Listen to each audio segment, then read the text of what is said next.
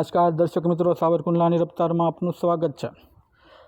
અમરેલી જિલ્લાના વડિયા તાલુકાના ઢુંડિયા પીપળિયા ગામે ગત તારીખ 17 અથવા 18 જુલાઈના રોજ લૂંટ વિથ ડબલ મર્ડરનો બનાવ બનેલ અને આ બનાવના પડઘા સમગ્ર અમરેલી જિલ્લા સહિત રાજ્યભરમાં પડ્યા હતા અને અમરેલી જિલ્લા પોલીસની કામગીરી સામે રાજકીય આગેવાનો દ્વારા સવાલો ઊભા કરવામાં આવ્યા હતા।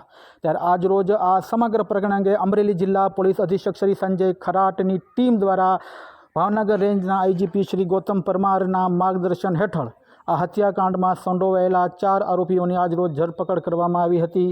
તેમાં પ્રાપ્ત વિગત અનુસાર અમરેલી જિલ્લાના વડિયા ઢુંઢળિયા પીપળિયા ગામે જે હત્યાનો બનાવ બનેલ તેના સંદર્ભમાં આજરોજ 4 આરોપીને ઝડપી પાડવામાં આવ્યા હતા। તેમાં રામજી ઉર્ફે બાલો પ્રાગજી સોલંકી, અનિલ ઉર્ફે અનકો કેશુ સોલંકી, આશીષ ઉર્ફે બાવ પ્રાગજી સોલંકી અને મીઠું ઉર્ફે માનસિંહ પીડિયાભાઈ મુહા નામના આ 4 આરોપીઓને આ હત્યાકાંડમાં સંડોવાયેલા લૂંટમાં સંડોવાયેલા આરોપીને ઝડપી પાડવામાં આવ્યા હતા।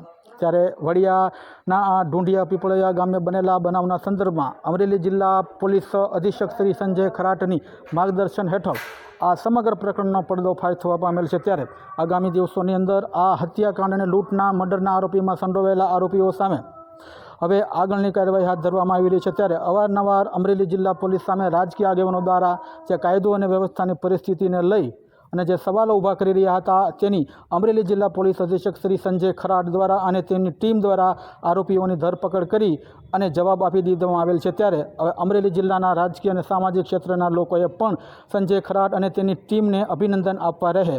Bureau report, સાવરકુંડલાની રફતાર।